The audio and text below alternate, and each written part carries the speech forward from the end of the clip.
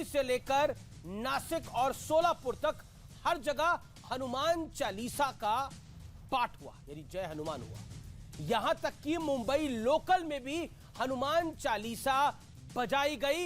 MNS के सैकड़ों कार्यकर्ता गिरफ्तार भी हुए और उसके बाद राज ठाकरे प्रेस कॉन्फ्रेंस के लिए मैदान में आए और यह खुला ऐलान कर दिया कि जब तक लाउड स्पीकर से आजान होगी तब तक दोगुनी आवाज में श्री हनुमान चालीसा का पाठ भी होता रहेगा।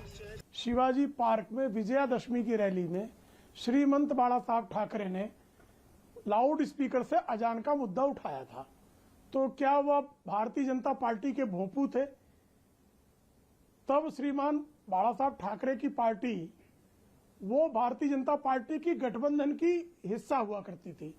मन से तो कभी जो है भारतीय जनता पार्टी के गठबंधन का अंग नहीं रहा है और 1994 से लेकर 2019 तक श्रीमान उद्धव ठाकरे श्रीमान बाला साहब ठाकरे की नीतियों का अनुसरण करते थे।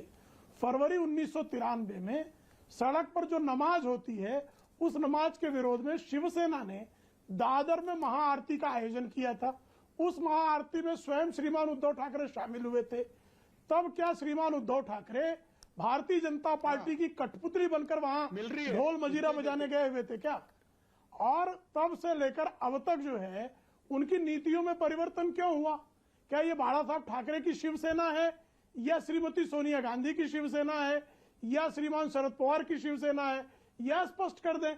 आपने ये अजान का मुद्दा सबसे पहले राजनीतिक मुद्दा ये शिवसेना ने उठाया है।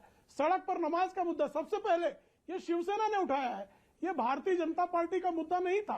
भारतीय जनता पार्टी यह कहती है भाई सर्वोच्च न्यायालय का जो 2005 का निर्णय है उसका शब्दशः अनुपालन होना चाहिए। सर्वोच्च न्यायालय के निर्णय के अनुपालन का समर्थन करना गलत कहां से? एक सवाल जो कि मेरे मन में बार बार आ रहा है, जिस पर मैंने आज विश्लेषण भी करा। कानून और कायदा क्या कहता है हम सबको पता है, लेकिन क्या लाउड आजान का जवाब जय हनुमान है? ये नैरेटिव क्यों बिल्ड करना चाहती है? नहीं वो तो बहुत अच्छा सवाल है अमीश जी। देखिए उन्होंने श्रीमान राज ठाकरे को जो मैंने सुना या श्रीमान बाला साहब ठाकरे को जो मैं सुना करता रहा, ये नहीं कह रहे कि हम हनुमान चालीसा पढ़ना हमारी प्रतिबद्धता है। वो कह रहे हैं कि अगर आप मस्जिदों से जो 5 वक्त आप जो लाउड स्पीकर से अजान दे रहे हैं, यदि सरकार इस अजान को बंद नहीं करती, सर्वोच्च न्यायालय के निर्णय का अमलीकरण नहीं करती, ठीक है। 16 विविध उच्च न्यायालयों के निर्णय का अमल नहीं करती, तो हम विरोध में ये करेंगे। वारिस पठान, ये जो महाराष्ट्र मुंबई में बीते कुछ दिनों से हो रहा है, इस पर एक एमएलए और एक मेंबर ऑफ पार्लियामेंट को अरेस्ट भी कर लिया गया। उसके बाद ये मुद्दा अभी थम नहीं रहा है। क्या आपको लगता है कि लाउड अजान का जवाब जय हनुमान है जैसा राज ठाकरे कह रहे हैं?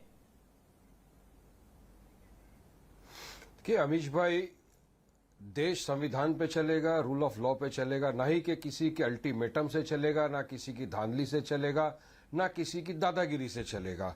आप खड़े होकर बोल दोगे कि नहीं ऐसा नहीं हुआ तो ये कर देंगे, तो सरकार है, प्रशासन है, उनको इसका संज्ञान लेना चाहिए और पूरी तरह से सख्त कार्रवाई करनी चाहिए। नहीं कि एक छोटा सा कलम लगा देंगे उस सुबह में बेल हो जाएगा। वही कर रहा है जिसका आप नाम ले रहे हो। क्यों ग्लोरीफाई करना? हो तो खुद चाहते कि ऐसी हरकत करके अपने आप को चमकाए सियासत के अंदर, तो नाम लेने से क्या मकसद हासिल होने वाला है? सबको पता है, आपको मुझको पता है कि बीजेपी किसको सपोर्ट कर रही है महाराष्ट्र के अंदर, ताकि वो कम्युनल फ्लेयर अप पैदा कर दे जिस तरह देश के 6-7 राज्यों के अंदर हो रहा है। अब बात नंबर 2, उन्होंने कहा कि रिलीजियस इशू नहीं है, सोशल कॉज है। अगर सोशल कॉज की आपको इतनी फिक्र है तो अमीश भाई मैं बताना चाहूंगा, आज देश में सबसे बड़ा मुद्दा क्या है? बढ़ती हुई महंगाई, पेट्रोल डीजल गैस के भाव आसमान छू रहे। दूसरा मुद्दा है बेरोजगारी, लोगों के पास रोजगार नहीं है, युवा बेरोजगार घूम रहा है। तीसरा कोयला नहीं है। आज की तारीख में महाराष्ट्र में कितनी जगहों पे लाइट जाती है आपको पता है? 7-7, 8-8 घंटे लाइट नहीं होती। अगर आपको सोशल कॉज की इतनी फिक्र थी तो आप ये बोलते ना, आप धमकाते नहीं। और आप वहां पे क्या खड़े रह के बोल रहे हो? एक बार हो जाने दो। क्या हो जाने दो अमीश भाई? क्या आप मैं देश नहीं समझ रहे? अगर ऐसे अल्फाज, ऐसी भाषा का उपयोग वारिस पठान किया होता तो अब तक अमीश देवगन अपने शो में चला देता, वारिस पठान ने हिंदुओं के खिलाफ बोल दिया, एंटी नेशनल है, उसको पाकिस्तान भेज दिया जाए। मगर वहां की सरकार क्या कर रही है? महाविकास आघाड़ी की। आपको लग रहा है कि राज ठाकरे की जंग चल रही है, हिंदुओं की फेवर में बोल रहे हैं तो वो संविधान का उल्लंघन है? हिंदुओं की फेवर में बोलना संविधान का किसके उल्लंघन फेवर है। में बोल रहे हैं, किसकी तरफ से बोल रहे हैं, ये आप हमको सबको पता नहीं, है। नहीं, किसकी तरफ सुनिए, आप बोलिए ना। मनोहर जोशी नहीं, की मुझे सरकार समझ में की नहीं आ रहा सत्ता के किसकी अंदर तरफ से बोल रहे हैं। उस राज टाइम ठाकरे तो एमएनए अपनी सूत्रा तरफ से ही पार्टी बोलेंगे का ना। हिस्सा थे। सुनिए, और आप संविधान सुनिए, की बात नहीं, कर रहे हो। सुनिए, साल आप 2005 में सुप्रीम कोर्ट ने क्या कहा था? बिल्कुल, तो 6 मई 2020 को इलाहाबाद हाई कोर्ट ने क्या कहा था? संविधान पे देश चलेगा। सुनिए, वो तो सबरीमाला के बारे में भी सुप्रीम कोर्ट ने कहा था और इन लोगों ने कितना नहीं, तो माना, ये आपको आप लोगों लगता ने है सबने कि देखा है। लाउड अब अजान सुनिए, बजाना मौलिक अधिकार है? नहीं, सुनिए अमीश तो भाई, फिर बताइए ना। लाउड स्पीकर कब नहीं, से नहीं, तो बज रहा फिर है? लाउड मनोहर हनुमान। जोशी अच्छा, की फिर ठीक है, सरकार आप थी जब भी देखिए, महाराष्ट्र राज्य में। वारिस जी आप इंपॉर्टेंट पॉइंट सुनेंगे तो मजा आएगी, दर्शकों को पता होना चाहिए। अच्छा, ठीक है, मैं मजे के लिए नहीं, मैं सुनने के लिए सुन लेता हूं क्या आपकी बात बात हो रही को। है डिबेट जी। में। सुनिए, दर्शकों को भी सुनना चाहिए। दर्शक देख रहे, करोड़ों के हिसाब से देख रहे हैं आपका चैनल अमीश भाई। मैं दर्शकों की जानकारी के लिए बताना चाहता हूं कि मनोहर जोशी की सरकार महाराष्ट्र की सत्ता में थी, उस टाइम एमएनएस उनका हिस्सा था।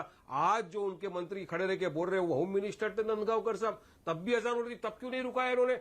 नहीं, क्योंकि ये पैटर्न चल रहा है। सबसे बड़ा हिंदू कौन, कंपटीशन चल रहा है। भाजपा सोचती है कि हम हिंदुत्व आइडियोलॉजी को मानते हैं, शिवसेना सोचती है नहीं हम हिंदुत्व की आइडियोलॉजी को मानते हैं। भाजपा बोलती है, उनका एक्स सीएम बोलते हैं कि जब हमारी बाबरी मस्जिद को जब इन्होंने शहीद किया तो उस वक्त वो वहां पे खड़े थे, तो शिवसेना वीडियो चलाती है कि नहीं वो नहीं थे, हम नहीं थे, ये थे। अब ये दोनों के चक्कर के अंदर फंस कौन गया है? देश का मुसलमान वो आपका सवाल जो है उसका जवाब तो ये हिजाब से शुरू किया, लेकिन हलाल इंटरेस्टिंग मीट ये पे आ गए, है, लेकिन इंटरेस्टिंग है कि वो सेना जरिए ये लोग कांग्रेस के मुसलमानों साथ है और खिलाफ हो रहा है पूरा देश। एनसीपी के साथ है। लेकिन देखिए, मैं वापस विषय पर आता हूं। जो विषय है वो बड़ा महत्वपूर्ण है। आपने बोला कि लाउड अजान जो है वो ऐसा कोई विषय नहीं है। लेकिन एक बात बताइए, फिर लाउड हनुमान चालीसा क्यों विषय है? अगर लाउड अजान बजती है तो बजने दीजिए, हनुमान जय हनुमान भी होने दीजिए। लाउड क्या जा रहा है फिर? दोनों तरफ से होना चाहिए, फिर एक तरफा क्यों? वारिस आप ही से सवाल है मेरा, 30 सेकंड में जवाब दीजिए। अच्छा, मेरे से सवाल किया तो मेरा जवाब अगर सुनिए। लाउड अजान संविधान चलता है सबसे तो फिर सुप्रीम जय है। हनुमान लाउड क्यों कायदे नहीं कानून चल का रहा? पालन सबको करना चाहिए। नहीं, तो करिए ना, आप चिल्लाइए, जोर जोर से चिल्लाइए, जोर जोर से पढ़िए। अभी अचानक से क्यों? अरे मैं इसलिए बता रहा हूं, एक पैटर्न चल रहा है अमीश भाई।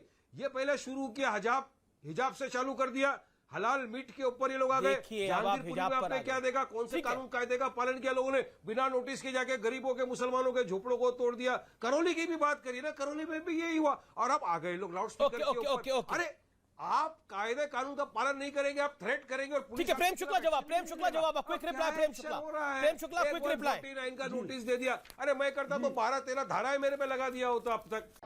अच्छी बात बोली, आपको अच्छी लगी तो ऐसे थोड़ा मार दीजिए हाथ, आप थोड़ा सा मार दीजिए, एक बार मार दीजिए। क्यों कष्ट हो रहा है आपको? अगर अच्छी लगी मार दीजिए।